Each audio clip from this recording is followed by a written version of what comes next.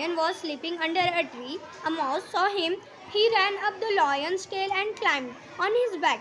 He jumped all over his body. He started sliding down the lion's face again and again. I punish you, I will eat you. Oh Lord, the king of jungle, I am really sorry. Please forgive me. Please let me go. I will help you someday. Ha ha ha. Oh really? You little mouse. How can you help me? That's so funny. Anyway, go get away from her.